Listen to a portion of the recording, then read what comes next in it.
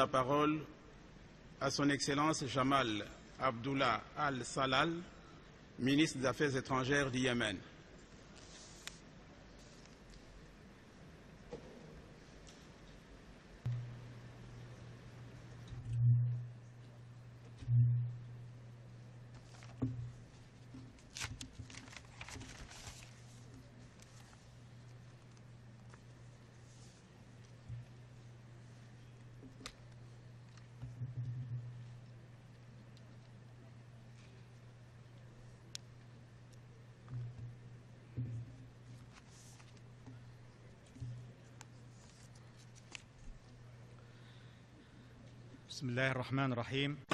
Au nom de Dieu le clément, le miséricordieux, Excellence, Monsieur le Président Sam Kotessa, Excellences, Mesdames et Messieurs. D'emblée, au nom du peuple yéménite et du gouvernement du Yémen, je voudrais vous féliciter, ainsi que votre pays frère l'Ouganda, pour votre élection à la tête de cette 69e session de l'Assemblée générale. Nous avons l'ultime conviction que grâce à votre conduite avisée, vous mènerez à bien les travaux de cette présente session. De plus, nous vous souhaitons le plein succès dans cette entreprise. De même, nous voudrons nous féliciter de la conduite et la gestion avisée par votre prédécesseur, M. John H., des travaux de la dernière session.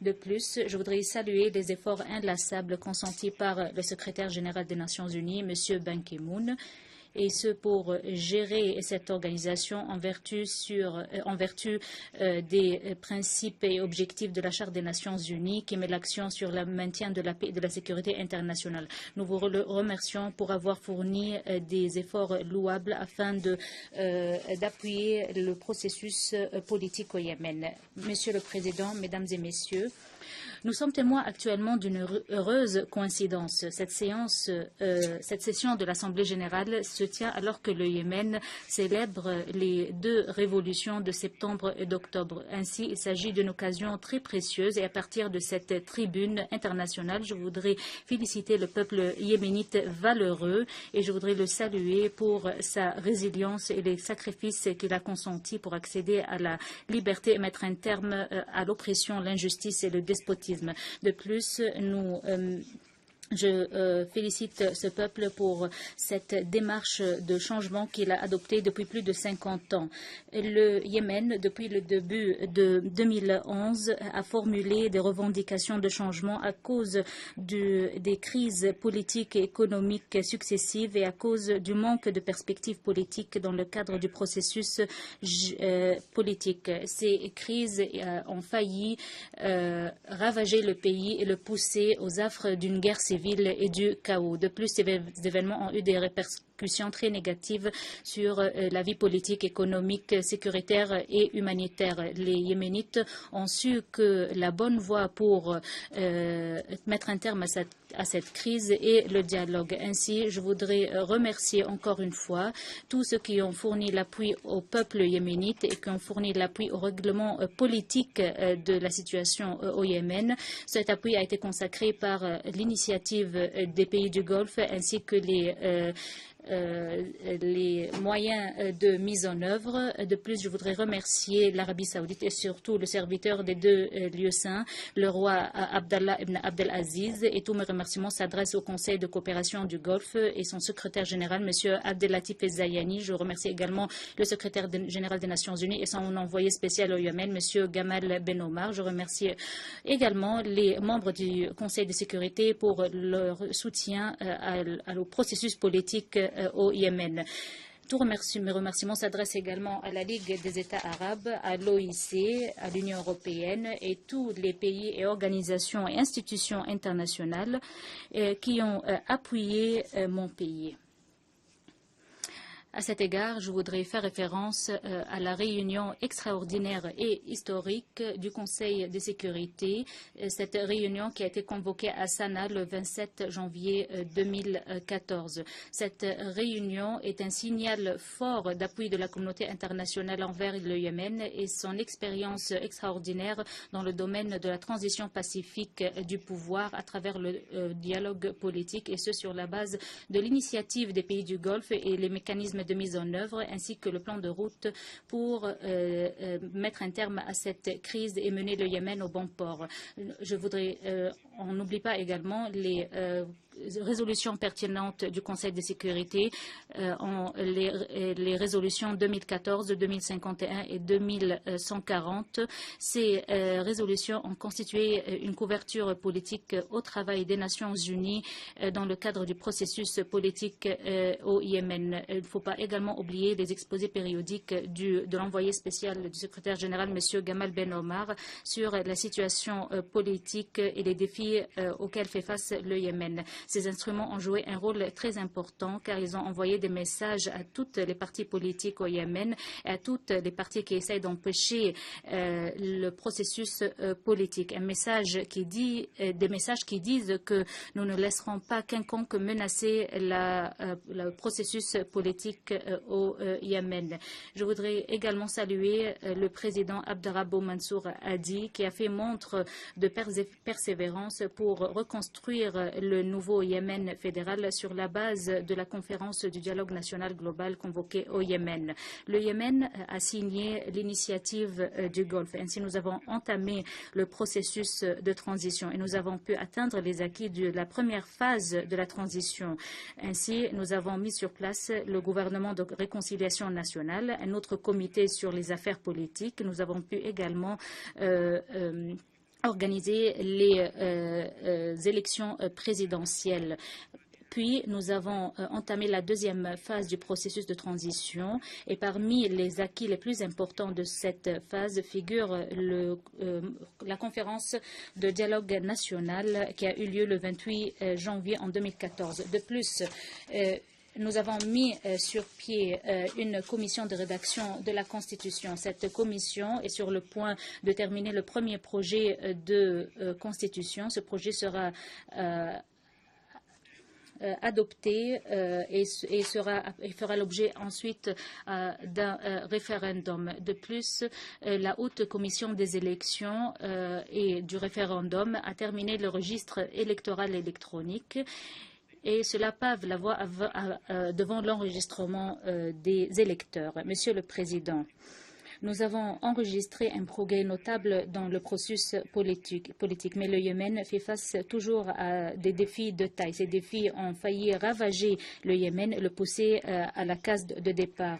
Parmi ces défis, nous pouvons citer les derniers événements très dangereux au Yémen à cause de l'escalade politique et militaire de groupes Ansar Allah, les partisans d'Allah. Et ce groupe a assiégé la capitale, Sanaa, et cela est passé en dépit de la décision des Yéménites durant la conférence de dialogue national. Ils ont décidé de ne plus recourir aux armes ou à la violence pour régler les conflits. Mais le gouvernement s'est engagé à traiter cette question avec sagesse et avec patience, car notre nation ne peut plus supporter plus de conflits. De plus, les citoyens croulent sous les fardeaux des crises financières successives et tout le peuple aspire à la paix et à la stabilité. Ainsi, beaucoup d'efforts politiques ont été déployés pour endiguer cette crise et nous avons signé l'accord de la paix et du partenariat national. Mais ce groupe a eu recours au choix militaire. Il a attaqué les institutions de l'État. Il a pillé ces institutions et les maisons et des milices armées sont entrées à Sanaa et il y reste toujours. Ce succès des groupes terroristes est basé sur l'appui politique et la coordination logistique de la part d'anciens membres de l'ancien régime. Mais nous avons adopté une approche politique de conciliation et nous avons déployé davantage d'efforts politiques et nous avons signé un nouveau annexe sécuritaire de l'accord et ce pour maintenir la cohésion sociale afin que les Yéménites puissent consacrer leurs efforts au processus politique et pour mettre en place les dernières étapes durant cette durant cette période politique qui connaît un tournant critique actuellement. Ainsi, toutes les partis politiques au Yémen doivent s'engager à mettre en place les engagements du dit accord.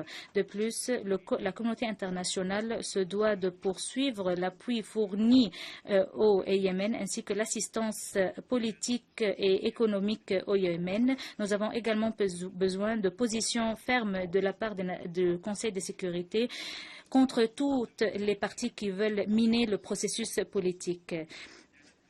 Les dernières positions internationales ont condamné ces événements et toutes les parties internationales ont appelé les partis yéménites à respecter les engagements issus de la conférence de dialogue national. Monsieur le Président, vous n'êtes pas sans savoir que le Yémen fait face à des défis de taille dans le domaine économique, y compris la rareté des ressources, l'augmentation du taux de chômage et de la pauvreté, ainsi que l'augmentation du déficit budgétaire. De plus, le Yémen connaît une crise humanitaire que l'on oublie, car la moitié de la population, à savoir 14,7 millions d'habitants, ont besoin d'aide humanitaire. De plus, le Yémen accueille actuellement à peu près 1 million de réfugiés des pays de la Corne de l'Afrique.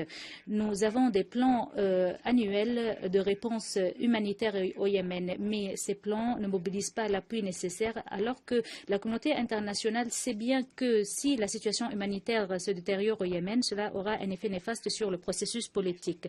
Face à cette conjoncture économique et humanitaire très difficile qui a failli ravager l'économie nationale, le gouvernement a pris une décision pour corriger les prix des dérivés de pétrole. De plus, nous avons adopté un ensemble de mesures d'austérité, sans oublier des réformes dans le domaine fiscal, et nous avons accepté de couvrir plus de 250 000 de cas par l'assurance sociale, et nous avons mis les dernières touches sur le système électronique consacré au personnel de l'armée et de la police, sans oublier les mesures dans le domaine agricole et dans le domaine des ressources halieutiques. Sans aucun doute, le Yémen attend beaucoup des pays frères et des pays amis. Dans le cadre de cette conjoncture très difficile, nous avons besoin d'un appui économique qui est à la hauteur des défis auxquels nous faisons face. Cet appui pourra diminuer les charges occasionnées par les réformes économiques que nous allons entamer dans le futur. Monsieur le Président, Excellences, Mesdames et Messieurs, le Yémen a connu une amélioration dans la situation sécuritaire. Ainsi, nous avons pris des mesures pour restructurer les forces de l'armée et les forces de la police. Mais la situation sécuritaire au Yémen est toujours fragile et constitue un obstacle qui empêche le succès de l'opération du processus politique et économique. Le Yémen a souffert du terrorisme, ce phénomène qui n'appartient à aucune nationalité et à aucune religion. Ce terrorisme menace actuellement non seulement le Yémen, mais la région et le monde entier. Nous avons pris un rôle pionnier pour lutter contre ce fléau qui s'est incrusté dans la vie et dans les traditions de nos peuples, et ce au nom de tous les pays de la région. Et le nombre d'éléments non yéménites dans ces groupes terroristes représente 70%. Mais la communauté internationale doit resserrer ses rangs pour aider le Yémen à lutter contre ce fléau. Nous avons besoin de l'appui de la communauté internationale pour lutter contre le terrorisme dans la région du Pacifique et du Golfe arabe. Il s'agit de la fenêtre ouverte sur le monde entier. Nous sommes attachés à poursuivre ces efforts très activement. Nous ne ménagerons aucun effort pour mener le pays au bon port et pour mettre un terme à tous les bastions du terrorisme et mettre un terme à la polarisation et l'hégémonie car tous les peuples aspirent à une vie sûre et stable dans le cadre d'un climat marqué par la justice, le partenariat, l'égalité et un cadre exempt d'hégémonie. Afin de lutter contre ces défis sécuritaires, nous avons besoin de l'appui des pays amis dans le cadre des efforts fournis pour lutter contre le terrorisme. Nous avons également besoin de coopération dans le domaine logistique, dans le domaine de la formation et de renforcement des capacités, car la stabilité du Yémen aura un effet positif sur la région et le monde entier. Monsieur le Président, Excellences, Mesdames et Messieurs, en dépit des défis auxquels fait face le Yémen sur le plan économique, politique et sécuritaire, il n'est pas à l'abri des défis et des crises auxquelles fait face le monde. Nous avons suivi de près toutes les souffrances du monde entier et surtout les souffrances du peuple palestinien, ce peuple qui a été tué et mutilé. Les infrastructures de la Palestine ont également été détruites. Les armes les plus létales ont été utilisées dans ces crimes barbares qui ont coûté la vie à des milliers de martyrs et qui a fait des milliers de blessés. C'est pourquoi la communauté internationale doit condamner ce crime de guerre et ces crimes contre l'humanité qui sont perpétrés contre les civils innocents. La communauté internationale doit pousser la force de l'occupation à reprendre le processus de dialogue pour parvenir à une paix juste et pour parvenir et pour respecter les décisions de la légalité internationale ainsi que l'initiative arabe de paix. À cet égard, nous voudrons réaffirmer notre solidarité avec le peuple palestinien pour qu'il recouvre ces droits qui ont été volés et pour avoir un pays dont la capitale est Jérusalem. Monsieur le Président, la poursuite du cycle de violence en Syrie est une source de préoccupation car cela maintient la déstabilisation dans toute la région et a un effet néfaste sur toute la région. De plus, certains groupes terroristes armés bénéficient de cette situation grave que traverse la Syrie. Il s'agit d'un défi de taille qui doit nous pousser tous à trouver des solutions très rapides pour répondre aux aspirations du peuple syrien et tout en maintenant l'intégrité territoriale et l'unité des territoires de la Syrie. De plus, en Irak, nous avons été témoins des activités de l'EIL. Ce groupe est en train de perpétrer des crimes contre la population. Cela est un indice très grave car nous voyons ainsi que les groupes et les organisations terroristes ne font qu'acquérir plus de pouvoir.